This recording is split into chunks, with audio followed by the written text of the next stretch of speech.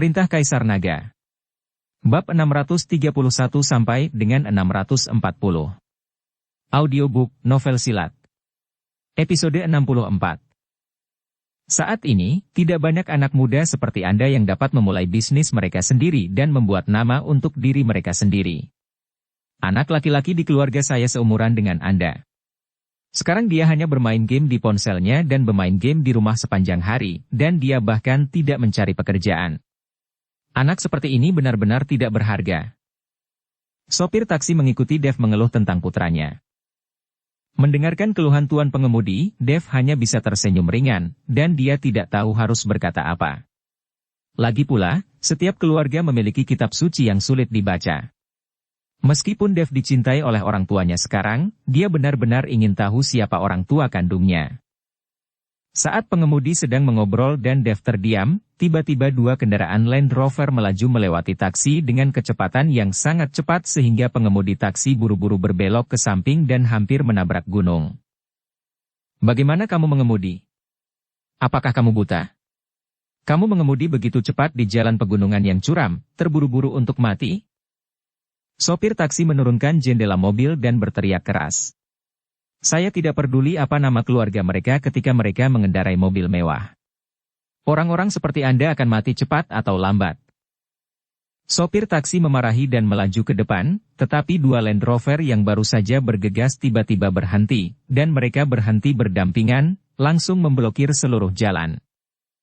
Melihat kedua mobil berhenti, wajah pengemudi berubah seketika, dengan ketakutan di matanya, dan dia menginjak rem. Melihat beberapa pria kuat yang turun dari mobil, 4 dari mereka acak-acakan dan compang-camping, dan mereka sangat menakutkan. Pengemudi gemetaran. Dia tidak berpikir bahwa dia hanya memarahinya dengan santai, dan pihak lain berhenti. Orang yang bisa mengendarai Land Rover bukanlah orang biasa. Sopir taksi tahu bahwa dia tidak mampu melawannya. Dia buru-buru mengobrak-abrik mobil, menemukan sebungkus rokok, dan kemudian mengeluarkan semua uang yang diperolehnya hari ini, siap untuk keluar dari mobil dan meminta maaf kepada orang lain. Berbicara dengan baik-baik. Hei, pemukulan hari ini, aku khawatir aku tidak akan bisa melarikan diri.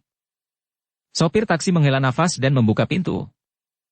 Melihat pengemudi seperti itu, Dev tidak bisa menahan tawa untuk sementara waktu, dia baru saja memarahi di jalan, tetapi pengemudi itu sangat sombong dan tidak terlihat takut sama sekali, tetapi sekarang dia sangat takut. Tuan, Anda tidak perlu takut, orang-orang ini mencari saya bisa turun dari sini, Anda bisa kembali. Dev tahu sejak Simpson Kin turun dari mobil di depannya bahwa dia menyebabkan masalah untuk dirinya sendiri. Mereka mencari Anda? Sopir taksi itu memandang Dev, apakah Anda memiliki masalah? Anak muda, saya dapat memberitahu Anda bahwa seorang pahlawan akan menderita kerugian langsung. Begini saja, saya akan memanggil polisi untukmu. Setelah mengatakan itu, sopir taksi itu mengeluarkan ponselnya dan bersiap untuk memanggil polisi. Tidak perlu, aku bisa menanganinya sendiri. Dev menghentikan sopir taksi untuk memanggil polisi, karena itu tidak berguna bagi mereka. Dev mengeluarkan uang dari sakunya, itu 10.000 yuan, dan melemparkannya ke dashboard taksi. Tuan, ambil uangnya dan pergi. Ketika sopir taksi melihat bahwa Dev telah memberikan begitu banyak uang, dia buru-buru melambaikan tangannya. Tidak, itu terlalu banyak. Kita belum jalan jauh juga, dan ini terlalu banyak uang yang bisa saya terima. Ambil dan pergi dengan cepat. Enggan bagi kebanyakan orang. Dev membuka pintu dan berjalan keluar. Sopir taksi ragu-ragu, tetapi berbalik dan pergi. Dia tahu bahwa orang-orang ini adalah orang-orang yang tidak bisa dia sakiti. Melihat Dev keluar dari taksi, mata Simpson Kin penuh dengan niat membunuh, menatap Dev. Dev, kamu membunuh anakku, apakah kamu berpikir untuk melarikan diri? Biar aku memberitahumu, bahkan jika kamu melarikan diri ke ujung bumi, aku akan bisa menangkapmu. Simpson Kin mengertakkan gigi, dan seluruh tubuhnya penuh dengan aura pembunuh. Ketika Dev mendengarnya, dia tahu bahwa Simpson Kin telah salah paham bahwa orang yang membunuh Stephen adalah dirinya. Tetapi Dev tidak menjelaskan bahwa Stephen dibunuh oleh Maya, dan Dev tidak akan membiarkan Simpson Kin tahu, jika tidak Maya akan berada dalam bahaya. Putramu memprovokasiku, jadi dia kubunuh sekalian. Dev langsung mengakui. Melihat pengakuan Dev, Simpsonkin menggertakkan giginya dan berkata, oke, kamu berani mengakuinya, kamu membunuh keponakanku, dan sekarang kamu membunuh putraku, bahkan jika Raja Surga datang hari ini, dia tidak bisa menyelamatkannya. Aku harus membunuhmu.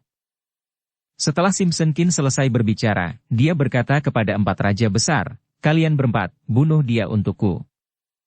Kata-kata Simpsonkin sekarang menjadi dekret kaisar untuk 4 raja besar. Keempatnya mengangguk dan semua maju selangkah untuk menghadapi Chen Dev.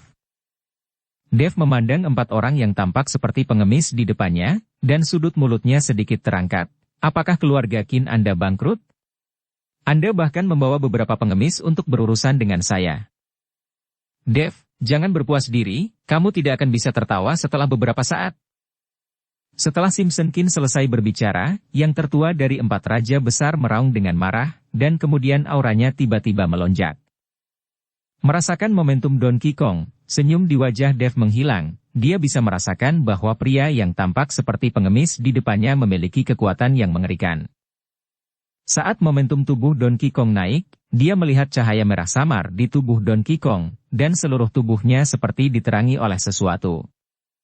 Cahaya merah menjadi lebih lemah, dan kemudian menghilang, dan kulit Donkey Kong memerah, dan otot-ototnya menonjol tinggi. Ketika seseorang melangkah keluar, seluruh gunung hampir bergetar, dan tanah yang keras terkubur dalam-dalam. Pada jejak kaki Dev, keempat berlian besar ini berkepala tembaga dan bersenjatakan besi, dan otot mereka lebih keras dari baja. Keempat orang ini telah diberi makan dengan ramuan obat oleh keluarga Qin saya selama bertahun-tahun, dan mereka sekarang abadi. Berhadapan mereka, kamu hanya untuk mati.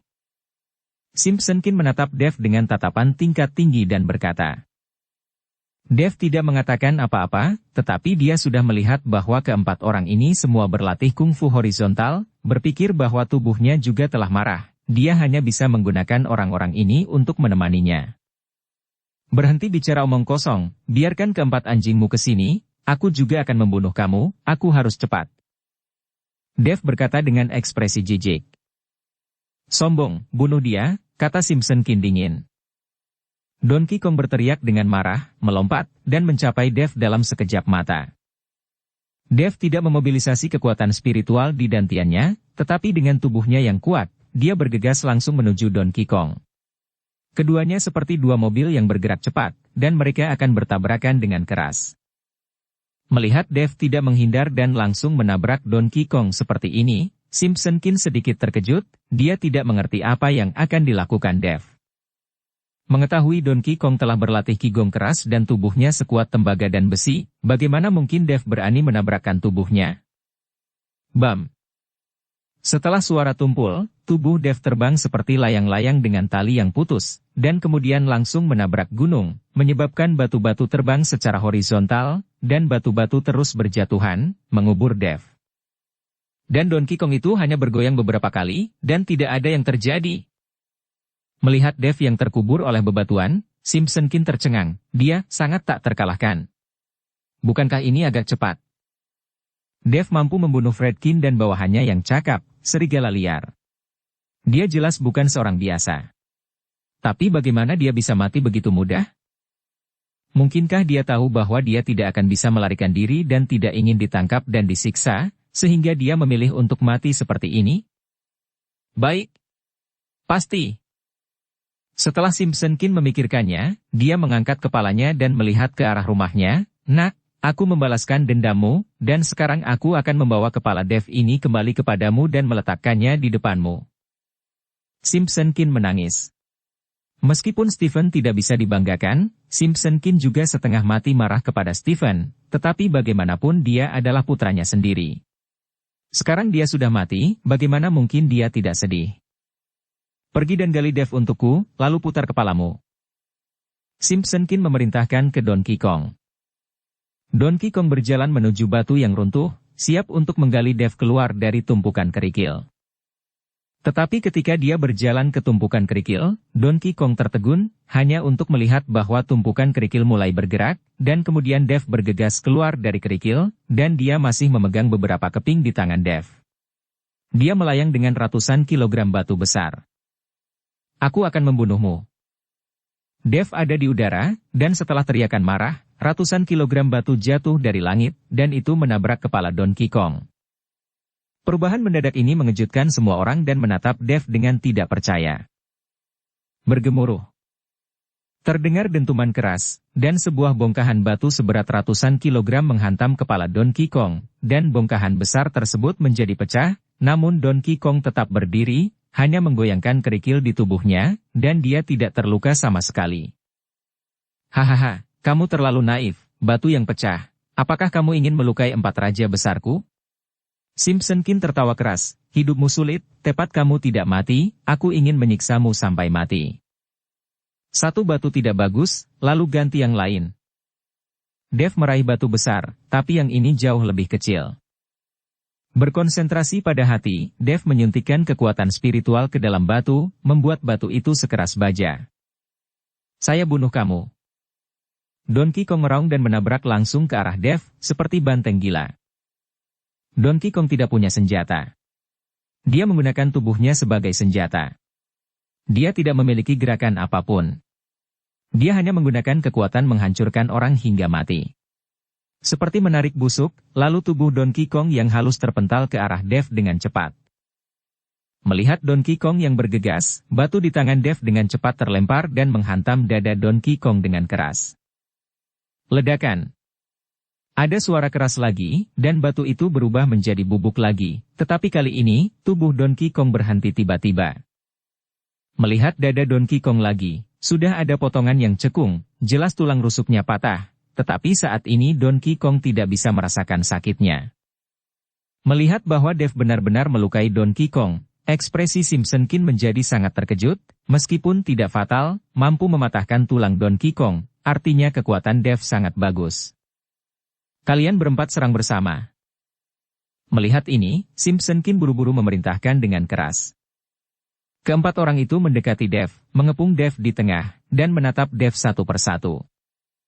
Menghadapi keempat orang itu, Dev merasakan tekanan. Belum lagi kekuatan keempat orang ini, dan mereka semua adalah boneka. Mereka tidak tahu rasa takut dan sakit sama sekali, yang membuat Dev sakit kepala.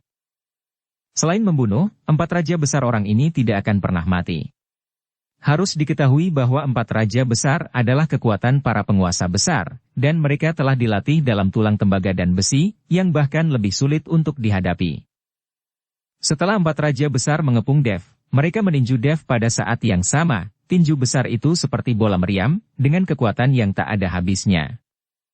Dev menghindar dengan putus asa, dan terus melawan. Meskipun Dev telah menggunakan teknik konsentrasi hati secara ekstrim, kekuatan spiritual di tubuhnya berkerumun, tetapi serangan 4 raja membuatnya sangat sulit. Bang! Tiba-tiba, Dev ditinju di punggungnya, meskipun tubuhnya tidak terluka, benturan yang sangat besar masih membuat Dev tersentak dan hampir jatuh ke tanah. Hahaha, pukul saja dia seperti ini, pukul dia sampai mati. Melihat ini, Simpson King berteriak dengan penuh semangat. Dev menatap 4 raja besar di depannya, jika dia memiliki senjata bagus lainnya saat ini, akan lebih mudah untuk berurusan dengan 4 orang ini. Dev memutuskan bahwa sudah waktunya baginya untuk menemukan senjata yang berguna, jika tidak, dia akan sangat pasif ketika dia bertemu dengan seorang ahli pemurnian horizontal seperti 4 raja besar. Gunakan tangan sebagai pisau, gunakan kekuatan sebagai pisau. Pedang dan manusia adalah satu, dan kekuatan adalah alam semesta yang menebas. Tepat ketika Dev kesal karena dia tidak punya senjata dan tidak bisa berurusan dengan 4 raja besar, sebuah suara yang familiar tiba-tiba terdengar. Dev buru-buru menoleh untuk melihat, dan menemukan bahwa itu adalah naga 5, yang sedang menatapnya saat ini, tetapi dia tampaknya tidak memiliki niat untuk membantu. Tangan seperti pisau? Dev merenungkan kata-kata naga 5 dengan hati-hati, tetapi tidak mengerti apa yang dikatakan naga 5. Tubuhmu sekarang lebih keras dari baja. Ubah tanganmu menjadi pisau besar. Ini lebih keras dari pisau apapun, kamu hanya belum tahu cara menggunakannya. Naga 5 mengingatkan Dev. Begitu Dev mendengarnya, dia segera mengerti, dan dia sangat gembira dan menikmati beberapa kata naga 5 di dalam hatinya. Ketika Simpson King melihat kemunculan tiba-tiba naga 5, wajahnya tiba-tiba menjadi dingin, siapa kamu? Jika kamu tidak ingin mati, menjauhlah dariku. Naga 5 tidak membantah, tetapi setelah melihat Dev, dia berbalik dan pergi, dan dalam sekejap mata, tidak ada jejak Naga 5. Dev perlahan mengulurkan tangan kanannya, matanya penuh panas, dia sepertinya telah belajar banyak dari kata-kata Naga 5. Ambil tangan sebagai pisau, dan kekuatan sebagai pisau. Dev bergumam pada dirinya sendiri, dan energi spiritual di dantiannya berkumpul di tangan kanannya. Tangan kanan Dev mulai bersinar samar, dan pada akhirnya berubah menjadi cahaya keemasan, dan samar-samar dapat dilihat bahwa seluruh lengan Dev tampak berubah menjadi pedang emas. Apa yang kalian lakukan? Cepat bunuh dia. Melihat ini, Simpson Kin buru-buru berteriak pada 4 raja besar. Donkey Kong memimpin, meninju Dev dengan pukulan, dan suara pecah tiba-tiba terdengar, seolah-olah udara terkoyak. Dev menatap Donkey Kong dengan pukulan, dan senyum tipis muncul di sudut mulutnya. Tepat ketika tinju Donkey Kong datang kepadanya, pisau tangan Dev mengayun ke bawah. Desir. Setelah suara nyaring, lengan Donkey Kong langsung dipotong, dan kemudian terbang keluar. Darah menyembur keluar dari lengan Donkey Kong yang terpotong, dan Dev mengambil kesempatan untuk menendangnya, menendang Donkey Kong menjauh. Kepala tembaga dan lengan besi apa, hanya saja. Dev menebas lengan Donkey Kong dengan satu pukulan, yang membuatnya langsung percaya diri. Bagaimana itu bisa terjadi? Simpson melihat lengan Donkey Kong yang terputus dengan ketidakpercayaan di wajahnya. Anda harus tahu bahwa Qigong keras yang dipraktikkan oleh 4 raja besar ini, ditambah dengan transformasi keluarga Qin, bahkan jika tidak ada keberuntungan, peluru tidak dapat melukai tubuh 4 raja besar. Tetapi tiba-tiba, Dev dengan lengannya memotong lengan Donkey Kong. Kekuatan Dev telah melampaui imajinasi Simpson, yang membuat wajah Simpson sangat jelek. Pengaturan bersama. Simpson meraung dengan ekspresi ganas di wajahnya. Mendengar perintah Simpson, 4 raja besar Kong tiba-tiba berdiri berdampingan, bahkan Raja Kong yang telah kehilangan satu lengannya, membiarkan darah mengalir pada saat ini dan tidak peduli. Saya melihat 4 raja besar meninju pada saat yang sama, meninju di udara, dan saya merasa seluruh ruang mulai bergetar. 1 pukulan, 2 pukulan, 3 pukulan. Setelah melemparkan 8 tinju ke udara, pemandangan aneh muncul. Di udara, tinju besar perlahan mengembun, dan kemudian cahaya meletus dari tinju. Tinju raksasa yang tak tertandingi ini dibentuk dari kekuatan 4 raja besar. Baru saja mereka melemparkan tinju mereka ke udara, bukan untuk menyia-nyiakan kekuatan mereka, tetapi untuk memadatkan kekuatan di udara, dan akhirnya menyatu menjadi tinju besar ini. Gelombang fluktuasi kekuatan besar meluap dari tinju besar, dan kemudian tinju besar menyapu ke arah Dev. Pukulan ini, angin yang bertiup saja, seperti badai tingkat 10, berputar, dan pasir serta batu juga beterbangan. Simpson sangat terpesona sehingga dia tidak bisa membuka matanya, jadi dia buru-buru mundur, dengan sedikit kebanggaan di wajahnya. Dev, biarkan aku melihat bagaimana kamu selamat dari pukulan seperti itu. Dev menyipitkan matanya, menatap pukulan yang jatuh dari langit, perlahan mengangkat tangan kanannya, dan membantingnya ke tanah. Bang-bang. Saat Dev menendang dengan keras, retakan muncul di jalan yang keras, seperti jaring laba-laba, dan tempat di bawah kaki Dev mulai retak ke sekeliling. Retakan menjadi lebih besar dan lebih besar, dan akhirnya seluruh telapak tangan bisa masuk. Melihat retakan di tanah, Simpson yang awalnya bangga, menjadi dingin dalam sekejap. Tendangan ini membuat tanah terlihat seperti ini, seberapa kuat sebenarnya Dev ini? Sebelum Simpson Kin bisa bereaksi, ada ledakan keras, dan Dev melompat dan bertabrakan dengan tinju raksasa yang jatuh dari langit dengan tinjunya. Cahaya keemasan yang menyilaukan melintas, dan tinju besar itu tiba-tiba hancur di bawah pukulan Dev, dan akhirnya berubah menjadi awan asap dan tertiup angin. Melihat adegan ini, 4 raja besar tidak berdiam diri, mereka bergerak ke udara lagi dan melambaikan tinju mereka lagi, dan segera tinju besar mengembun lagi. Dev baru saja memukul dengan keras, hampir menghabiskan kekuatan spiritualnya, tetapi pria itu baru saja mendarat, dan pukulan lain segera mengenainya. Dev mengangkat kepalanya, dan dalam sekejap mata, pukulan besar itu mencapai puncak kepala Dev. Dev menggertakkan giginya dan menggunakan tubuhnya yang kuat untuk menahan pukulan itu. Ledakan. Setelah suara keras, itu meledak hebat seperti bom jatuh dari langit. Gelombang kejut membuat Simpson yang jaraknya tidak jauh, merasakan gelombang getaran, dan puluhan pon batu diledakkan dan terbang kemana-mana. Jalan yang keras langsung dibombardir dengan lubang besar beberapa meter, dan Dave berdiri di tengah lubang, pakaiannya telah hancur berkeping-keping, memperlihatkan kulit perunggunya. Melihat ini, Simpson bergegas ke tepi lubang besar.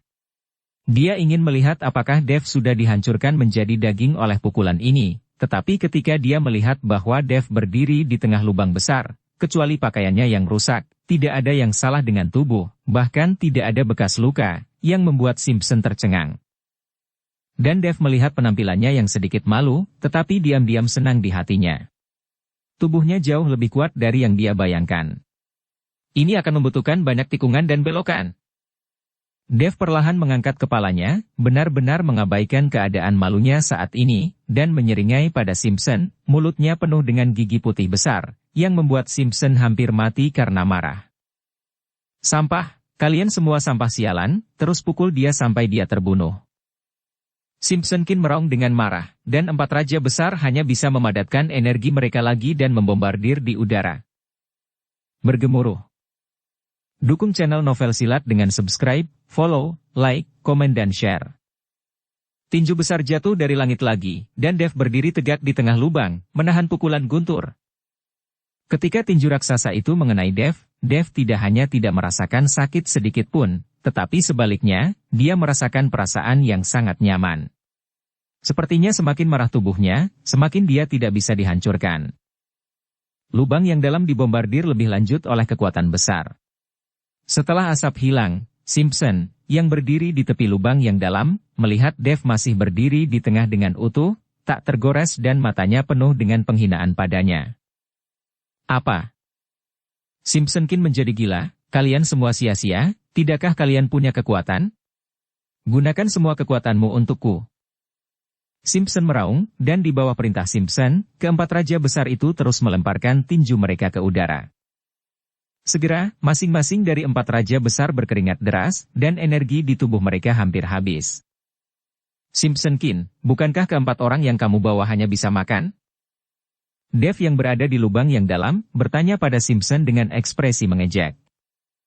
Simpson hampir mati karena marah. Ketika dia akan terus memerintahkan 4 raja besar untuk mengambil tindakan, dia menemukan bahwa semua 4 raja besar telah jatuh ke tanah. Mereka berempat adalah boneka, dan mereka mematuhi kata-kata Simpson. Sampai energi mereka habis dan mereka mati karena kelelahan, 4 raja besar tidak akan berhenti. Sekarang mereka berempat jatuh ke tanah, jelas mereka tidak punya napas. Melihat 4 raja besar yang telah mati, Simpson tercengang, perlahan tersadar saat ini, dan kepanikan melintas di matanya. 4 raja besar adalah kartu truf dari keluarga dan sekarang Simpson membuat 4 raja besar kelelahan sampai mati. Jika kakak laki-lakinya mengetahui hal ini, dia pasti tidak akan membiarkannya. Simpson sekarang sedikit menyesalinya. Dia seharusnya tahu bahwa kekuatan 4 raja besar tidak dapat melukai Dave, tetapi dia sangat marah oleh Dave sehingga dia dengan putus asa memerintahkan 4 raja besar untuk membunuh Dave. Tetapi sekarang, keempat raja besar mati karena kelelahan.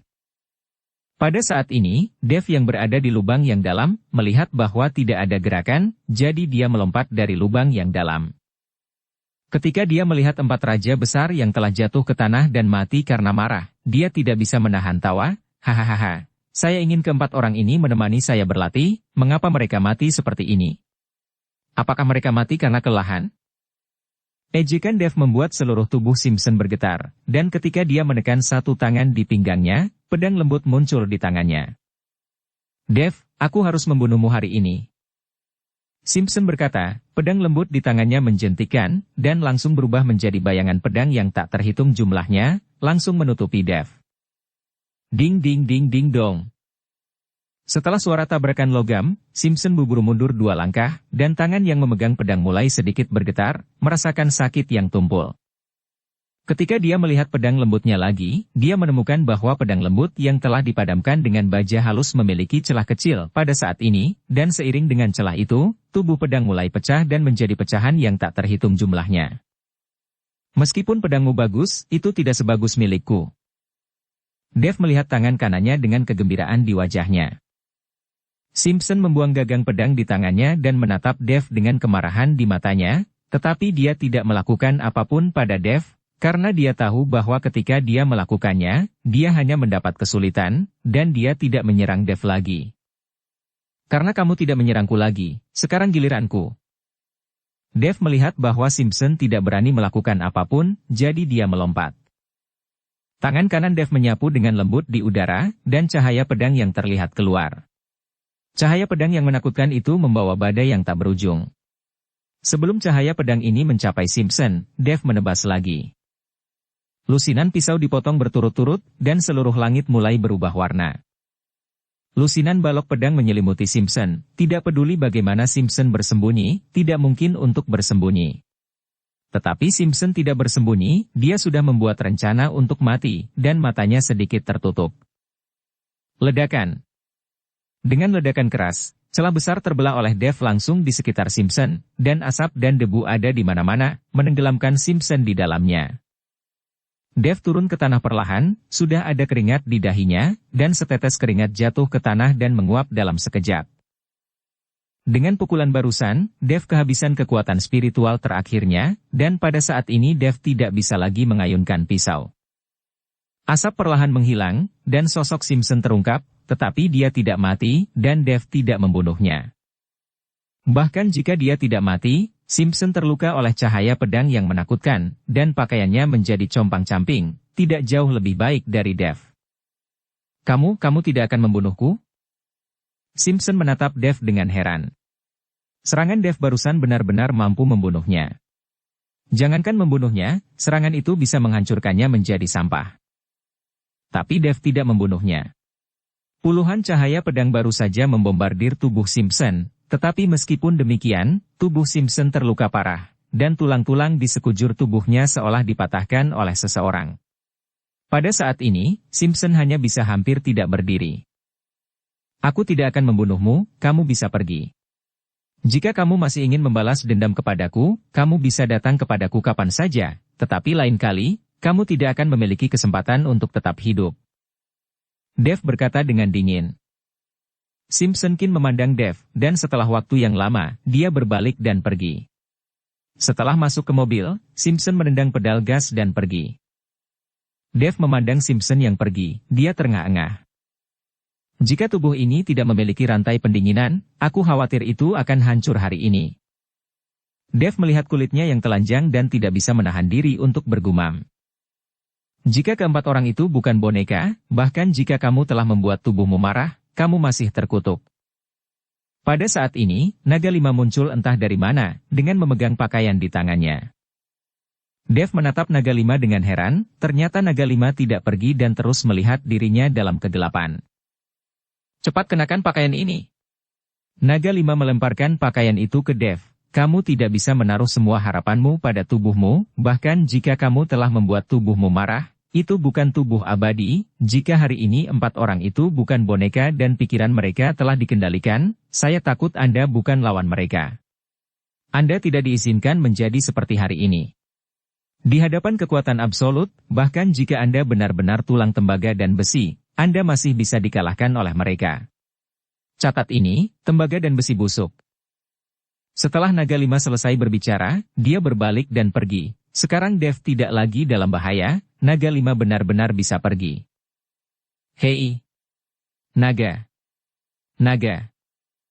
Dev ingin menghentikan naga lima, tetapi dia tidak tahu harus memanggil apa naga lima untuk sementara waktu. Kamu bisa memanggilku paman naga, dan memanggilku paman adalah hal yang harus dilakukan anak sepertimu.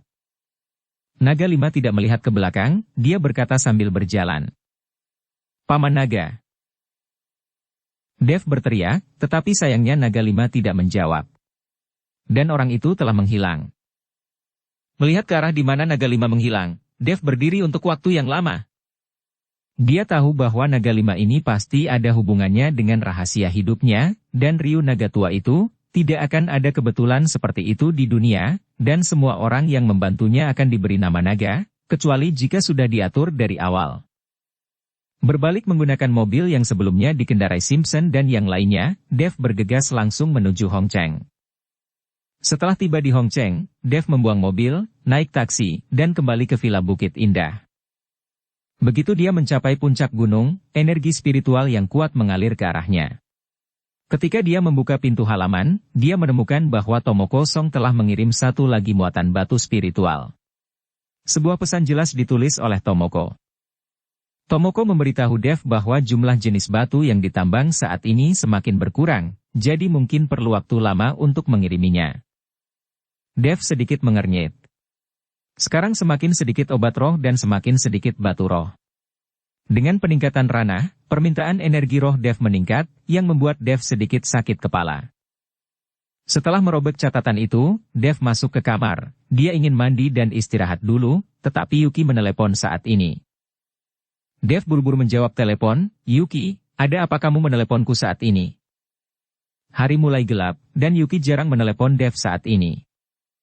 "Aku tidak akan meneleponmu, kamu bahkan tidak tahu untuk memberitahuku ketika kamu kembali, apakah kamu ingin melihatku, atau takut aku akan tahu?" Nada suara Yuki bertanya. "Bagaimana kamu tahu bahwa aku telah kembali?" Dev sedikit aneh, bagaimana Yuki tahu bahwa dia ada di rumah? Alasan mengapa dia tidak memberitahu Yuki adalah karena dia ingin berpikir untuk beristirahat dulu, dan bertarung dengan 4 raja besar membuat Dev sangat kelelahan. Apakah kamu pikir aku tidak akan tahu jika kamu tidak memberitahuku? Seluruh Bukit Indah memiliki mata untukku, dan kamu masih berpikir ingin bersembunyi dariku?" Yuki mendengus dingin. Dev tersenyum tak berdaya, dia pasti kembali sendiri, terlihat dan memberitahu Yuki. "Tidak, bagaimana aku bisa menyembunyikannya darimu, aku baru saja mandi dan hendak meneleponmu. Tentu saja aku tidak bisa pergi menemuimu dengan setelan bau."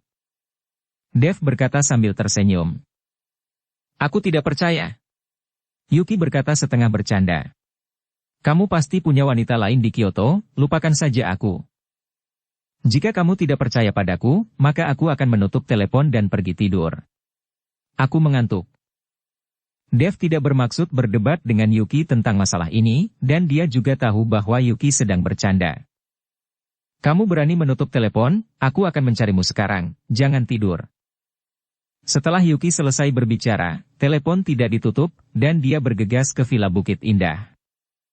Dev tahu bahwa dia tidak bisa tidur, jadi dia hanya bisa membuat secangkir kopi, duduk di sofa, dan diam-diam menunggu kedatangan Yuki. Segera, pintu berdering, dan Yuki datang bersama Ellie. Dev bangkit dan ingin memeluk Yuki, dan itu adalah pelukan permintaan maaf.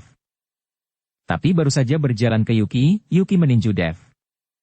Dev tertegun sejenak, tetapi hanya berbalik ke samping dan merunduk, tetapi Yuki tidak menyerah dan melemparkan pukulan lagi, memaksa Dev untuk mundur. "Yuki, apa yang kamu lakukan?" Wajah Dev tertegun, dan dia tidak mengerti mengapa Yuki bertindak begitu ketika mereka baru saja bertemu. Setelah melemparkan beberapa pukulan berturut-turut, Yuki bahkan tidak bisa menyentuh Dev, yang membuat Yuki sangat marah. Setelah berhenti, dia menatap Ellie dan berkata, "Bestie, kamu bahkan tidak becus mengajariku, aku bahkan tidak bisa menyentuhnya." Setelah Ellie mendengar ini, dia tiba-tiba tidak tahu apakah harus tertawa atau menangis. "Yuki, apakah kamu tahu kekuatan seperti apa Dev sekarang? Aku bahkan tidak bisa menyentuhnya, bagaimana mungkin kamu bisa menyentuhnya? Kalau begitu aku tidak peduli, kamu masih harus mengajariku, dan aku harus menjadi master." Yuki cemberut. "Apa yang kalian berdua lakukan?" Dev bingung dengan apa yang dibicarakan oleh Yuki dan Ellie. Kemudian, setelah Ellie menjelaskan, Dev menyadari bahwa setelah kembali dari Kyoto, Yuki meminta Ellie untuk mengajarinya kungfu. Dia ingin menjadi master dan tidak ingin menjadi beban bagi Dev. Yuki tahu bahwa jika dia menjadi seorang master, Dev pasti akan menahannya ketika di Kyoto ini. Alasan mengapa dia tidak ditahan adalah karena dia takut dia akan dalam bahaya, dan Dev tidak bisa melindunginya semuanya dalam satu waktu. Setelah mendengarkan penjelasan Ellie, Dev tergerak ke dalam, dia melangkah maju dan meraih tangan Yuki, menatap Yuki dengan penuh kasih sayang dan berkata, "Latihan ini sangat sulit, jangan buat dirimu menderita karena latihan ini. Aku akan selalu melindungimu." Yuki menggelengkan kepalanya, saya tidak takut kesulitan, saya hanya ingin menjadi orang yang berguna, Anda tidak perlu khawatir tentang saya. Dev dengan lembut membawa Yuki ke dalam pelukannya, matanya penuh kasih sayang, dan Yuki sangat menikmatinya. Melihat mereka berdua seperti itu, Ellie merasa masam untuk sementara waktu, dan akhirnya berkata dengan setengah bercanda, "Oke, kalian berdua taburkan makanan anjing di depanku, kamu benar-benar tidak menganggapku sebagai orang luar." Ketika Ellie mengatakan itu, Yuki buru-buru melepaskan diri dari pelukan Dev. "Aku tidak memperlakukanmu sebagai orang luar. Jika kamu iri, kamu bisa datang dan berbaring di pelukan Dev, sehingga kamu juga bisa merasakannya." Yuki tertawa. "Saya tidak mau." Ellie tersipu, meskipun dia benar-benar ingin merasakan pelukan Dev, tetapi dia tidak bisa, rintangan di hatinya tidak bisa diatasi. "Tetapi setiap kali saya memikirkan malam ketika di ibu kota provinsi, Dev memeluk dirinya sendiri yang hampir telanjang dan merasakan suhu dada Dev, Ellie merasa bahwa itu adalah saat yang paling aman." Dev memandang Yuki dan Ellie, dan tiba-tiba sebuah pikiran jahat muncul di hatinya. Jika kedua wanita ini benar-benar dapat melemparkan diri mereka ke dalam pelukannya dan saling berpelukan, bukankah itu terasa luar biasa? Bagaimanapun, Dev adalah laki-laki, dan itu normal untuk memiliki pemikiran seperti itu, dan Yuki selalu bercanda menyebutkan bahwa mereka berdua dapat merawat Dev bersama, jadi Dev tiba-tiba memiliki pemikiran seperti itu. Namun, ide ini hanya sekilas, dan Dev buru-buru duduk kembali di sofa untuk menyembunyikan rasa malunya. "Dev, Tomoko-san mengirim semua batu yang kamu butuhkan dan menumpuknya di halaman. Apakah kamu sudah melihatnya?" Pada saat ini Yuki bertanya pada Dev. "Ya, saya sudah melihatnya," Dev mengangguk. "Tomoko adalah bintang besar, dengan identitas sebesar itu, dia benar-benar mengirimimu batu secara pribadi. Dia sangat menghargaimu. Jika aku tidak menghentikannya, dia akan mengirimimu batu-batu ini ke Kyoto." Ketika Yuki mengatakan ini, dia penuh dengan kecemburuan. Dev terdiam beberapa saat. Dia tidak pernah berpikir bahwa Tomoko ingin mengirimnya batu roh ke Kyoto, tapi untungnya dia tidak mengirimkannya. Ini adalah favorit para kultivator. Yuki tinggal bersama Ellie sampai larut malam sebelum pergi. Di bawah bimbingan Ellie, Yuki memasak makan malam, tapi kali ini tidak apa-apa. Setelah Yuki dan Ellie pergi, Dev tidak beristirahat lagi, dia duduk bersila di tempat tidur, tetapi dia menjalankan teknik konsentrasi hati dan menyedot semua aura dari batu roh ke dalam tubuhnya. Ketika Yuki pergi, Dev menjelaskan bahwa dia akan berlatih hari ini, agar Yuki tidak mengganggunya, sehingga Dev bisa terus berlatih hari ini. Tapi hanya 3 hari setelah Dev berlatih, sebuah peristiwa besar terjadi di Kyoto dan bahkan di seluruh dunia seni bela diri. Samuel Kin, kepala keluarga Kin, meninggalkan pengasingan lebih cepat dari jadwal. Dengan keluarnya Samuel Kin, sebuah buku tantangan digantung di seluruh forum seni bela diri Daxia, yang membuat Dev, yang hanya terkenal di Jiangbei, langsung menjadi populer di seluruh dunia martial Dao. Siapa Dev ini? Mengapa kita belum pernah mendengarnya di dunia seni bela diri? Mereka yang layak menerima surat tantangan dari patriark keluarga Qin pasti bukan jenderal, tapi sayangnya aku belum pernah mendengar nama ini. Bukankah aku seorang seniman bela diri? Apakah dia seorang penyihir? Atau seorang samurai dari negara lain? Dev ini agak terkenal di Jiangbei. Dia pernah mengalahkan Drake Jiang di konferensi aliansi seni bela diri di provinsi Jiangnan dan Jiangbei. Dia juga mengalahkan beberapa tuan dari keluarga Qin, dan hampir menyatukan dunia seni bela diri di Jiangbei. Tidak ada yang berani untuk memprovokasi dia. Diperkirakan karena ini patriark keluarga Qin menantangnya. Di lantai atas, tarik ke bawah, kepala keluarga Qin tidak begitu sibuk, karena Dev membunuh Fred Qin dan Stephen Qin dari keluarga Qin, dan setelah keluarga Qin dihancurkan, Samuel Qin meninggalkan pelatihannya lebih cepat dari jadwal dan mencari Dev untuk balas dendam. Dev belum tahu bahwa dia telah menjadi orang yang populer di seluruh dunia seni bela diri. Dengan ledakan Dev, masalah mengikuti. Jika bukan karena Winston dan pemimpin Chang yang mendukung Dev di ibu kota, Samuel Qin Xiaolin akan ke Hongcheng untuk membunuh orang yang sudah membunuh putranya setelah dia meninggalkan pengasingan dan membalaskan dendam putranya. Sekarang Samuel Qin telah mengeluarkan surat tantangan. Bahkan jika pemimpin Chang adalah pemimpin 6 gerbang, tidak ada cara untuk mengatakan apapun. Bagaimanapun, itu adalah aturan dunia seni bela diri untuk menyelesaikan keluhan di arena. Tetapi saat ini, Dev masih tenggelam dalam latihannya, dan dia tidak tahu buku tantangan sama sekali, dan dia bahkan tidak tahu bahwa seluruh dunia seni bela diri memperhatikannya. Pada saat ini, di luar area Villa Bukit Indah, banyak orang dari dunia seni bela diri datang. Yansen dan Fata juga bergegas kembali dari ibu kota provinsi dan membawa tim yang terdiri dari ratusan orang. Tidak peduli seberapa menakutkan keluarga Qin, tidak peduli seberapa kuat Samuel Qin, di mata mereka, Dev adalah tuan aula mereka hanya setia kepada Dev, bahkan jika mereka mati, mereka tidak akan membiarkan Dev mengalami kecelakaan. Pada saat yang sama, Elias Gu, Huan Su, dan bahkan wali kota William Ling datang ke Villa Bukit Indah untuk membahas tindakan balasan dengan Dev. Meskipun William adalah pemimpin kota Hongcheng, dia juga menghadapi keluarga Qin dari Kyoto. Dia tidak berani membantu Dev secara terbuka. Semua orang berkumpul di Villa Bukit Indah, semuanya tampak cemas, tetapi Dev masih berkultivasi, dan tidak ada yang berani mengganggunya. Ayah, apa yang harus kita lakukan? Yuki tampak cemas dan bingung. Meskipun Yuki tidak tahu siapa Samuel Qin ini, dia mendengar dari Ellie bahwa Samuel Qin ini sangat kuat dan terkenal di seluruh dunia seni bela diri, yang membuat Yuki sedikit takut Dev akan melakukannya. Dibunuh oleh Samuel itu. Jangan khawatir, tidakkah kamu melihat begitu banyak orang mencoba mencari jalan? Huan Su menghibur Yuki. Insiden ini dimulai karena saya. Bahkan jika saya mengorbankan hidup saya tidak bisa melihat Dev mengalami kecelakaan.